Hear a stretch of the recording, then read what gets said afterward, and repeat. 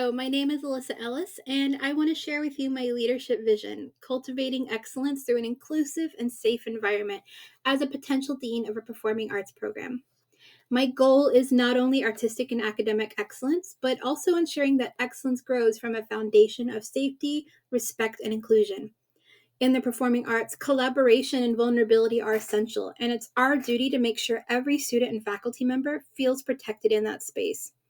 Let's lose the whatever it takes mentality that leads to power imbalances and a collective duty towards our students and focus on providing them an education that reflects core values of a university: respect, diversity, consent, and excellence.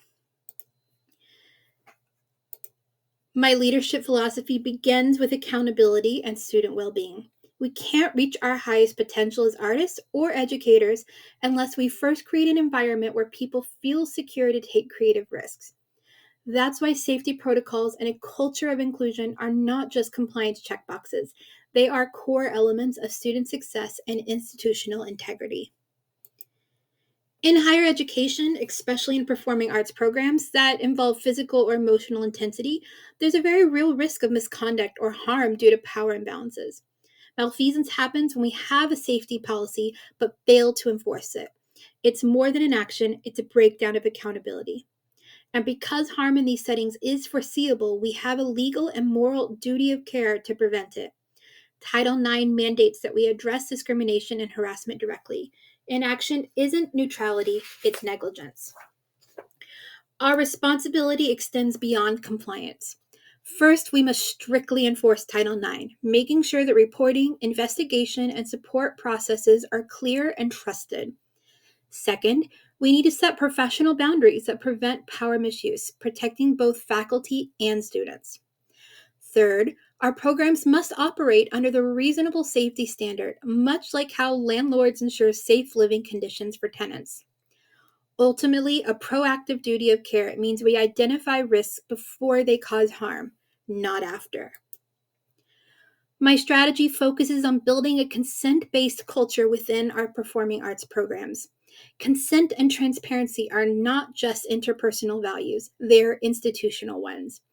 That's why I'll use data-driven needs assessment framework to evaluate whether our safety and reporting systems are working and where they're not.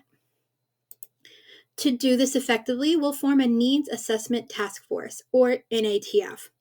This team will represent faculty, students, and technical experts who can help us gather and analyze data without bias. The goal here is to clearly define problems before rushing to solutions, because real change begins with honest evaluation and not assumptions. Our assessment will use both qualitative and quantitative data, interviews, surveys, and focus groups to get a full picture of the campus culture. Once data is collected, we'll prioritize action using the Pearl test, which examines propriety, economics, acceptability, resources, and legality. Finally, our results will be shared in a clear visual report to keep the community informed and engaged in the process. As a dean, I see our department as a larger part of the institutional system, one that develops and engages leaders and global citizens.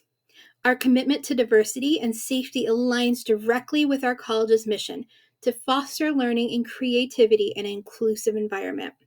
When students feel safe, they stay safe, they thrive, and they complete their degrees. Our duty of care also includes recognizing the unique needs of underserved populations, including first-generation students, veterans, and those with disabilities. Any data collection or evaluation involving students must be approved by the Institutional Review Board to ensure ethical standards are upheld.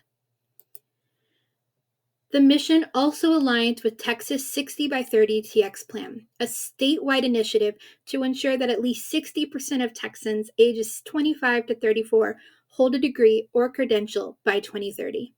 By integrating safety, inclusivity, and skill building into our curriculum, we contribute to this goal and ensure that our graduates are both marketable and mindful professionals. Finally, leadership means accountability. We'll promote efficiency through data-driven decision-making, using performance management systems to eliminate redundancies and maximize impact.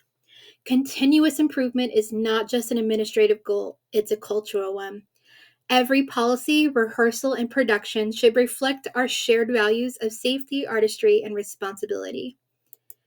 In closing, leadership in the arts is not just about directing performances, it's about protecting people.